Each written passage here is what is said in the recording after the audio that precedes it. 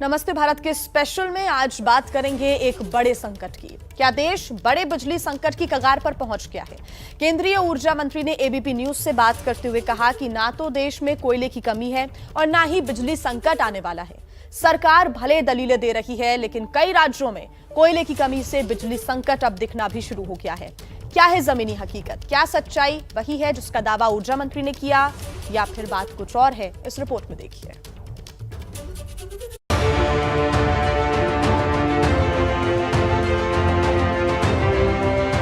बिजली संकट की वजह से पहले चीन में हालात खराब हुए। अब लेबनान की राजधानी बैरूत में कल की पूरी रात लोगों को अंधेरे में बितानी पड़ी। और अब भारत के करोड़ों लोगों पर भी अंधेरे में रहने का संकट मंडरा रहा है। बड़ा सवाल यही है कि क्या भारत भी बिजली संकट की ओर बढ़ रहा है? क्योंकि संकेत तो यही मिल रहे हैं कि भारत में भी बत्ती गुल होने वाली है। क्योंकि जून में पावर प्लांट्स में 17 दिनों का कोयले का स्टॉक मौजूद था, जबकि अक्टूबर में कोयले से चलने वाले पावर प्लांट्स के पास सिर्फ 4 दिन का कोयले का स्टॉक है। लेकिन केंद्र सरकार कह रही है कि कोयले का कोई संकट नहीं है, देश में बिजली की कोई किल्लत नहीं आने वाली है। हमारे पास आज के दिन में 4.5 दिन का रिजर्व स्टॉक है। ये रिजर्व स्टॉक है। हमको प्रतिदिन जितने कोयले की खपत जरूरत होती है उतना हमको रेक से आता है। प्रतिदिन 1.75 मिलियन टन हमको प्रतिदिन उतना आ रहा। केंद्रीय ऊर्जा मंत्री आर.के. सिंह भले ही दावा कर रहे हों कि ना तो कोयले का संकट है, ना ही बिजली की दिक्कत होने वाली है, लेकिन कई राज्यों ने केंद्र सरकार से कोयले की कमी की अपनी चिंता जाहिर कर दी है।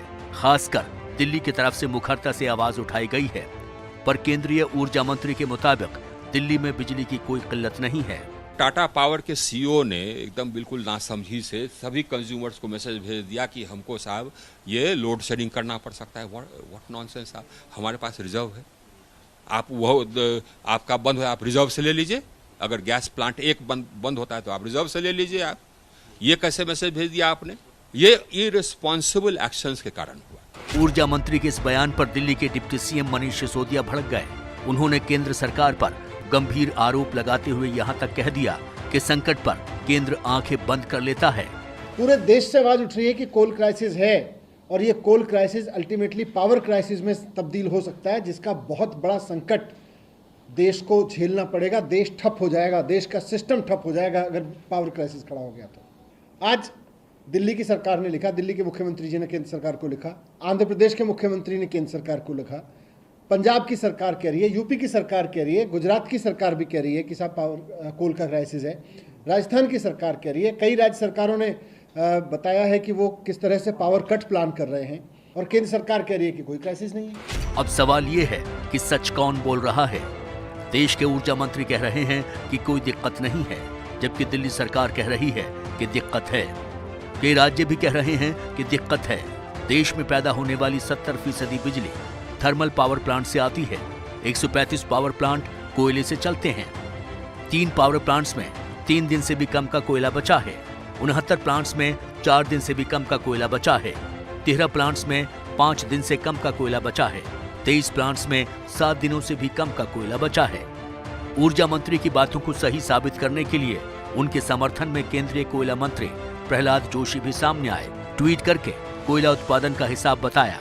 प्रहलाद जोशी ने अपने ट्वीट में लिखा कि कोल इंडिया ने अब तक सबसे अधिक कोयला उत्पादन एवं आपूर्ति की है। इस वर्ष 263 एमटी कोयला उत्पादन के साथ सीआईएल ने पिछले वर्ष की समान अवधि के मुकाबले 6.3% की वृद्धि दर्ज की है। साथ ही 323 एमटी के साथ गत वर्ष से 9% अधिक कोल ऑफटेक किया है।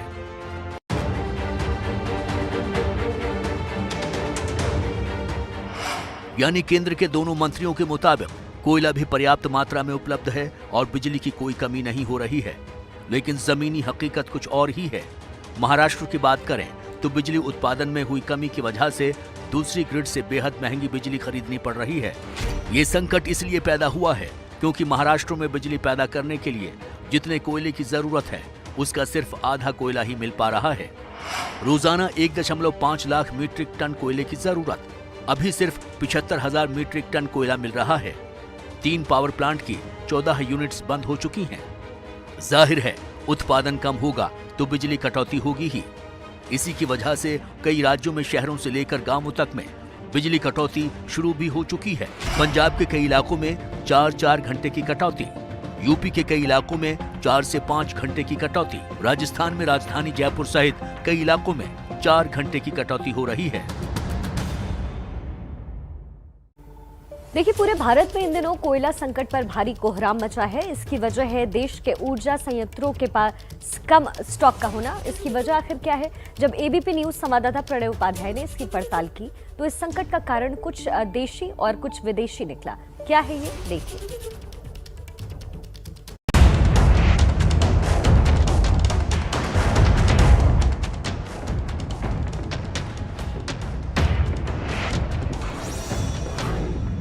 कोयला संकट पर कोहराम, कौन है कसूरवार?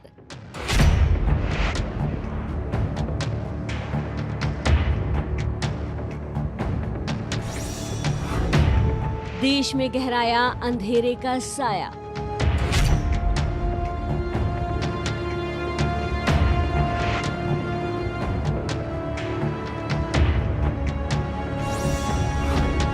चीन की चाल, दुनिया का हाल बेहाल। भारतीय अर्थव्यवस्था का इंजन जिस बिजली से दौड़ता है, उसका आधा हिस्सा कोयले से बनने वाली ऊर्जा से आता है। मौजूदा बिजली संकट की एक बड़ी वजह जहां घरेलू कोयला उत्पादन में आई है, वहीं अंतर्राष्ट्रीय बाजार में कोयले के दामों में आई तेजी भी इसकी वजह है। ऊर्जा मंत्रालय के मुताबिक कोयले के दाम बीते 6 महीनों के दौरान 60 से $160 प्रति टन पहुंच चुके हैं। अब इतने महंगे कोयले का आयात तो संभव है नहीं। अंतर्राष्ट्रीय बाजार में कोयला के दामों में आए उछाल के लिए चीन की कारस्तानी भी है। चीन ने मई में 21 मिलियन टन और जून में 28 मिलियन टन कोयले का आयात किया। इंडोनेशिया का अधिकतर स्टॉक भी चीन ने खरीद लिया। इतना ही नहीं, ऑस्ट्रेलिया के कोयले से लदे जहाजों को अपने बंदरगाहों के करीब महीनों रोके रखा। ऐसे में सवाल कि आखिर चीन को कोयले की इतनी जरूरत क्यों है?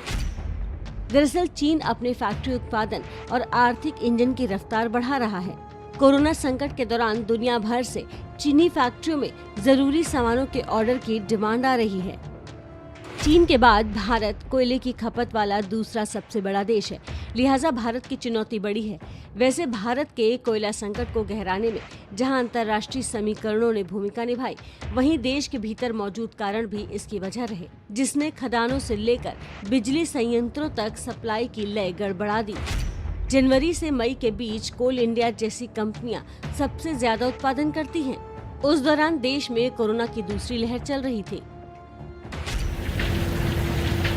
अब हालात में सुधार हुआ, आर्थिक इंजन ने रफ्तार पकड़ी। उस वक्त बारिश हो गई। झारखंड, उड़ीसा, छत्तीसगढ़, पश्चिम बंगाल, मध्य प्रदेश में सितंबर तक बारिश हुई, जिसमें कोयला ढुलाई का काम और भी ज्यादा मुश्किल हो गया। भारत की स्थापित बिजली उत्पादन क्षमता 384 गीगावाट है। इस उत्पादन क्षमता का 52% से ज्यादा हिस्सा कोयला से चलने वाले ऊर्जा संयंत्रों से आता है।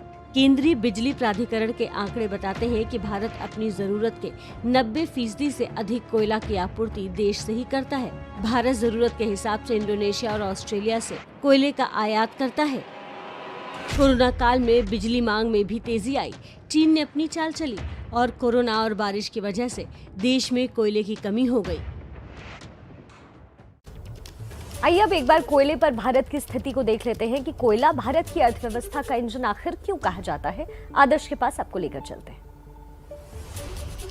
देखिए, देश की बिजली के लिए कोयला बहुत महत्वपूर्ण है, क्योंकि हमारे आधे से ज्यादा थर्मल प्लांट जो हैं और 52% से ज्यादा बिजली जो है वो कोयले के जरिए पैदा की जाती है। आपको बताते हैं देश में कोयले की स्थिति क्या है। ये जो संकट का माहौल बना हुआ है, इन सब के बीच ये जानना भी आपके लिए बहुत जरूरी है। इस टच स्क्रीन के जरिए आपको बताते हैं। देखिए, भारत दुनिया का दूसरा सबसे बड़ा कोयले का उत्पादन करने वाला देश है। हम सबसे ज्यादा कोयला उत्पादन करते हैं और इस मामले में हम दूसरे नंबर पर हैं, और दूसरा सबसे बड़ा आयतक देश भी है, क्योंकि हमारे यहाँ ज्यादातर थर्मल प्लांट्स में कोयले के जरिए बिजली पैदा की जाती है, इसलिए हमें सबसे ज्यादा कोयले की जरूरत भी होती है।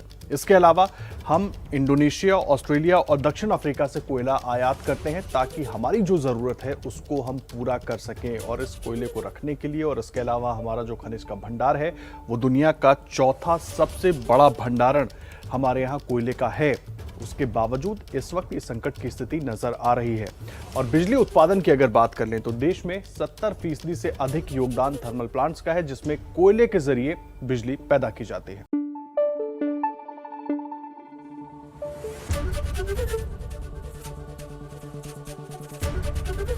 एबीपी न्यूज आपको रखे आगे।